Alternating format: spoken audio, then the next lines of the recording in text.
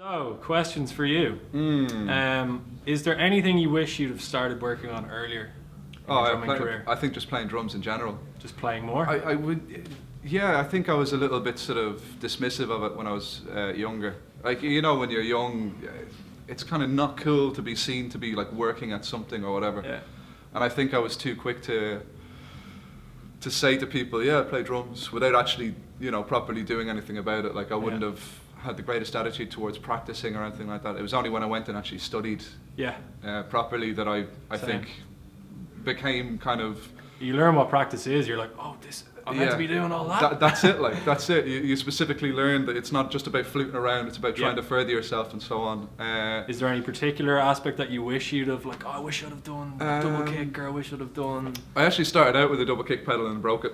And broke it? That was the end of that. Like, yeah. Like, I don't know what happened. It just stopped working one day, and I don't think it was the kind of you know, oh, you're a child, you don't know how to fix things. It was properly, oh, that's not working anymore. What's going on? It's on fire. So I just started playing with one. But I remember hearing a story about John Bonham, and funny enough, a name that came up last week. Carmina Peace was the drummer for Vanilla Fudge, and he used two kicks. He used a double kick setup. And John Bonham, in his younger days, actually heard this and didn't know of the concept of double kicks or whatever. Really? Or it might not have been that he didn't know about it. I think that's the story anyway. It's either he didn't know about it or he just thought this lad was just superhuman or whatever. Yeah. So he started trying to learn how to do everything that, you know, was Carmina Peace was doing with two kicks on one. I wish I had that sort of naivety or whatever to think that this was, you know, something, I don't know, I think my right foot is still my weakest limb. Same with me actually, as well, something I'd really like to improve. I think Mike Johnston, something similar happened to Mike Johnston, that he couldn't afford a double kick. Yeah. So he just tried to play everything with one foot. Yeah. And that just, obviously his right foot is absolutely ridiculous. So. There's all sorts of exercises out there. A good friend of ours here, Andre, incredible musician and incredible drummer. He was showing me one exercise which is just literally hand to foot, so singles between hands and feet. Yeah. And just move them around the kit and obviously interchange hands and so on like that. Yeah. And he said that really helped him in terms of building up his sort of speed and endurance and I suppose... Control. Exactly that, control and precision with his foot. That's the one thing with the double kick stuff I'm learning at the moment. Yeah. It's less about speed and it's more so about control. Yeah. So practicing at slower tempos, really making sure everything feels right, and then once you bump up the speed, you're gonna be comfortable. Do you know what I mean? I think that can be said. Like the something that a lot of people seem to want to do is rush things. Yeah. You know, they'll play it for 5 minutes at a slower tempo and assume that that's that practice done almost. Yeah. I think that work never stops. I think you need to always revert back to playing things slowly. I was another teacher a long time back said to me, if you can play it perfectly slowly, there's no reason why you can't play it perfectly fast. Yeah. It's just about getting it to that point where it's, you know, exactly what needs to be. Similar with the rudiments, the thing Lango you were chatting about. Well, that was lighter and more control. Well, just about having the options available to you. What I think I negated to mention or negated to suggest was that dynamic range is all about musicality. I mean, I might have said it that, you know, we are there to serve a song. Yeah.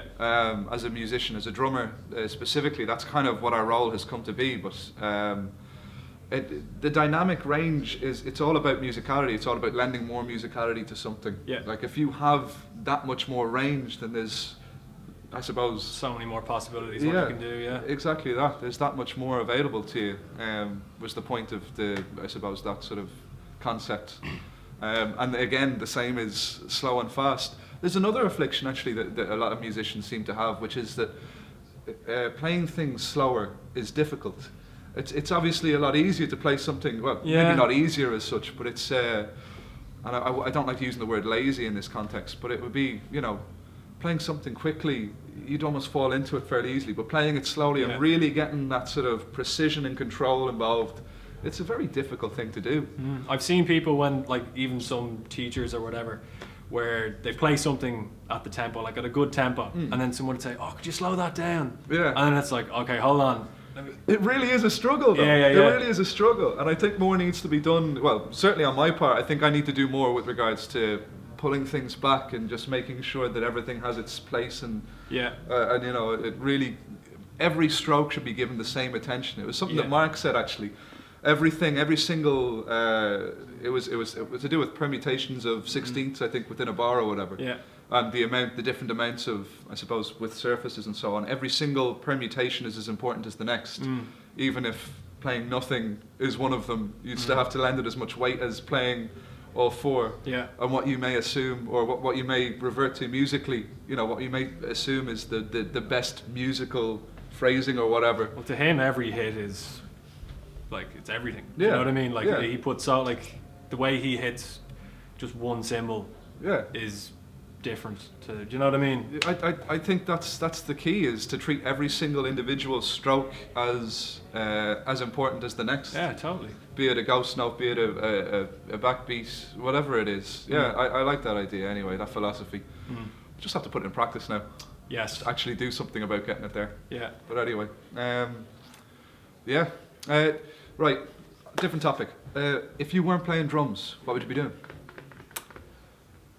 If I wasn't playing drums, I actually don't know. Really? I haven't given it a second thought, because there's just too much to learn, and there's so much, like, just trying to get better, trying to learn so much stuff that I don't know. Thinking about other stuff, I don't know. I don't know whether what I'm good at. If I'm good at anything else, you know? Really? Like Yeah. I don't know. Like even the music business side is tricky enough for me to get my head around, because there's just so many ins and outs of it. But I don't know. I've just been so focused on music. I just listen to music every day, talk about music all the time. I don't know. I can't think of anything else. Yeah. I don't know. Maybe. I actually don't know. I don't know. You're very into sports, though, right? Like, do you think you could do something? Like, would you? This is I don't know. Silly. Like, this is me trying to pull something out no, of you. I don't know. Maybe something to do with, I don't know, personal fitness or something like that. I don't know, because I think that is also something that musicians overlook a lot. Yeah. Is actually just taking care of yourself, especially on the road and stuff like that. Now, look, we all have our moments where we cut loose and go mad, but I want to be doing this when I'm 50, 60, Yeah, absolutely, 70. absolutely. I want to be drumming at a really decent standard, and I want to be able to travel, and I want to be able to experience as much as possible. Yeah. And I think you need to be in some sort of, I don't know, some sort of physical shape to do it all, you know? Yeah, You want yeah. to have loads of energy, and you want to do everything. Fully enough, I was thinking about that very thing last night, because I noticed you put up on Facebook that you'd just done this ladder workout thing. Oh, jeez, that was... I actually went and had a look at that video and pretty much cried watching your man. It was rough, man. Yeah. Did you get through the whole thing, did you? Whole thing, yeah, but it's what you put in, do you know what I mean? Yeah, you have to yeah, keep going. Like absolutely, you could like- just stop and be like, now I'm done after that, and he could still be going, so... I've decided, I have a couple of days off this week, I've decided I'm going to give it a go. Yeah. I'm going to Do give a it good warm-up, though, because you don't want to tweak something. He did say, he mentions in the video anyway. How do you feel it plays a part in your performance? You know, do you have any sort of pre-show rituals? Do you do any stretches or anything like that before you get up and play? No, I should, but it's more so mental. That's what working out and being in the best kind of, trying to be the best version of yourself, showing up being like, oh, I'm full of energy, you know, I've eaten well, I feel physically good, you know, I don't have loads of injuries or a sore back or something like that. And you feel just, I don't know, really up for it, and you can kind of get the most out of situations, as opposed to being really tired and kind of just being, I don't know, because when I work out, I'm in a really good frame of mind, you know what I mean? My head's in a good place, so I know if my mind is right, the gig will just follow, do you know what I mean? It's kind of a natural progression. Yeah, totally. So I don't know, that's kind of why I'm interested in trying to stay as healthy as I can. Sure. I don't know, we all have our moments, but I don't know. I remember years ago I used to do stretches and stuff like that before playing. I haven't done anything like that recently though. Well, Mark doesn't. Mark Juliana doesn't. Really? Yeah. He says silence. That's it, yeah. And I totally get it, because I don't know about you, before gigs, if you're chatting to everyone, like people are coming in, all you want to do is just chill out and just talk about anything else other than the gig, and then the gig comes and you just go do it, you know? Yeah, I suppose. Do you ever get any anxiety pre-gig or anything like that? No, I just get really excited. Yeah. Just really, really excited. Especially depends on how much coffee you've had as well. So I get really irritable. I get really bothered about the fact that I'm not playing right now. If I'm waiting, like if there's a band on or whatever, I'm standing there and I'm kind of going like, come on, seriously, like, I've been there for like 45 minutes. Yeah. You know, 35 minutes. I'll be really like wanting to do it. Like, There's a confusion as well. It's like, are we going on now? Yeah, we're going on now. No, wait, we're not going on now. There's all that. That kind of stuff annoys me. I can't cope with it. I need to be playing. If I'm there to play a gig, I need to just get up there and play the bleeding gig. Like, you know, it's a struggle otherwise. Like, but yeah, silence. I think I appreciate that.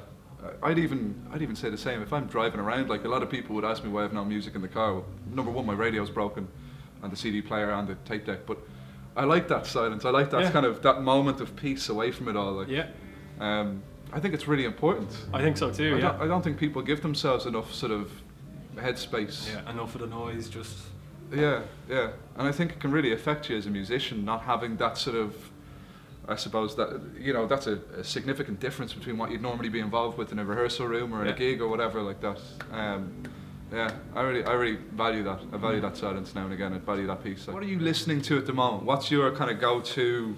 I need something to motivate me or move me or whatever. At the moment, I'm listening to Bon Iver and Pink Floyd. Really? Yeah. Wow. I'm doing an essay on Pink Floyd at the moment, which just kind of opened that door again. Yeah. So really into that, and Bon Iver just, I don't know, just struck me just to listen to that again. I watched one of his gigs on YouTube there again, and they had the two drummers, and it was just. I didn't know he did that with two drummers. Yeah, on his last album, he has two drummers on it. I think his producer is one of the drummers, but I don't know. It's just they're the kind of bands I'm into, and reading Nick Mason's autobiography as well. I was going to say, he seems an interesting character, like. Really funny. Yeah. I'd highly advise reading that book. It's really, really good. I might have to have a look at that, alright. And his drumming as well. It's some of the most understated drumming. There's a lot of people who would be kind of brought up in the modern culture of everything all of the time. Yeah. Who I think could, you know, take a leaf out of his book. Just play the right thing. It goes back to serving the song, doesn't it? Yeah. And a lot of Pink Floyd's compositions would be really kind of drawn out and you know, very dynamically again, sort of, what's the word, varied. Yeah. So the idea that you've got someone with that level of control and that awareness of the music. And that wasn't like chopped up or anything. That was like, that was a performance. He went and he nailed that take like that. That takes us. Anyone that's recorded knows that. Like the studio is a different beast to play it live or rehearsing in a room. So I don't know, when you listen to those kind of recordings, that's a performance. Yeah. So I don't know. I always kind of get chills when I hear that. I'm like, whoa, that's serious standard. You know? Yeah. I used to love the idea of being able to just nail it in a take. Like, it's such an unrealistic concept.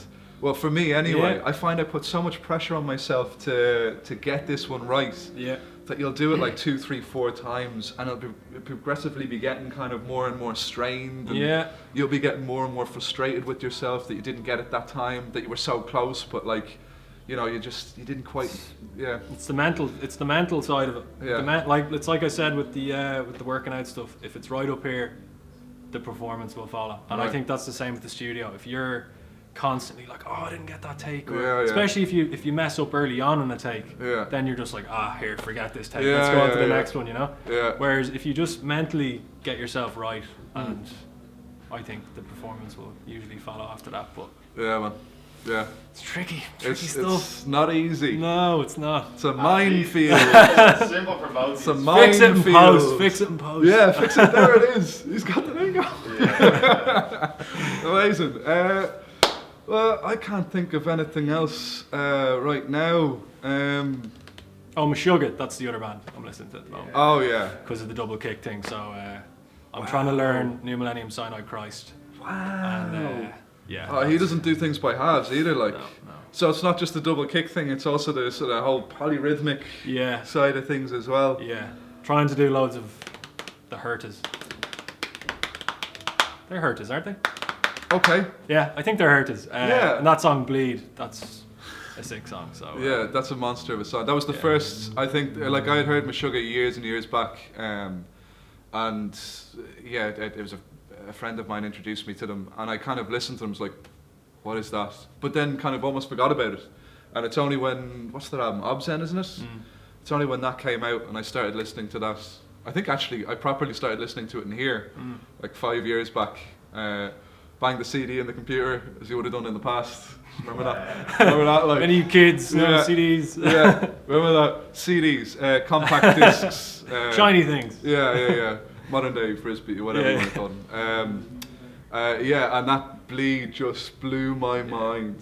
Well, absolutely blew my mind. When I was said like I was gonna try and learn double kick, I was like, well, I want to play that kind of stuff. That's the stuff where I'm like, what's he doing? He's using 2 pedals, right? I'm gonna learn how to do that. You know? As opposed to just loads of 16ths, just like using a really cool, creative way like he does. So. Yeah, he is one of my favorite drummers in any genre. Just how do you pronounce his name? Haka. Haka. Thomas Haka. I think so. Anyway, there's a few people have come in and told me. Hake. Yeah, Hake. But Hake's like the fish. It's H-A-K-E. Like, Haka. Haka. I don't know. We're good. Like, I tell you what. There's a game for you now. What do you mean a game for you? Write down how you think it's pronounced. What do you mean write down how it's pronounced? Anyway. Can you imagine people submit via writing how they assume Thomas Haka is pronounced? Or Hake or whatever. Yeah, it's a game. There you go. That's fun. Or just send us in a video of how to pronounce Thomas Hake or whatever. Whatever. That'd be grand. Thomas Hook. He's incredible. Just the idea of having that sort of complexity and still maintaining that groove. A lot of metal drummers, to me, are incredible players who play with an amazing level of ferocity and technical ability, but to have that sort of groove in there, that's why I think I latched onto it so much, was because it was quite unlike what I associated with metal. Like, exact same with me, same thing, just listened to it and I was like, oh, that sounds just, I don't know, you just close your eyes, you're like, yeah, that's it. You nod your head to it, you just get it. And there's still that inherent complexity in there, like for the fact that they're using so many polyrhythms and it's just magical. It's really, really well structured and well thought out music, so far as I'm concerned. Well thought out. That's what I'd use. I'd say there's serious work after gone into that. Like, it's monstrous. I think he programs it all first and then learns how to play it. So there was a great interview with him I saw on YouTube where he had spoken about taking 6 months. I think it was it 6 months to learn how to play the double bass pattern for Bleed. Yeah, he had to change his technique, so it was more kind of. He's kind of floating on the pedals, kind of heel up. I think all of his other stuff is he's really going through the pedals, but with Bleed it's kind of more kind of fluttering over the pedals. Just a little dance, just doing a little dance there, Tom. Yeah. It's incredible playing. Anyway, it's been great having you, Ben. Thanks so much for coming down. Thanks for having me. And we very much hope to see more from you in the future. Look out for Overhead the Albatross new album coming out soon, and check out Lethal Dialect live. You'll see this man laying down the beats. What date have we got? 18th February in Whelan's. 18th of February in Whelan's. Yeah. Plug. So there it is. Done. Nice one. Thanks for listening and watching, guys. Appreciate it. Cheers, man. Yeah.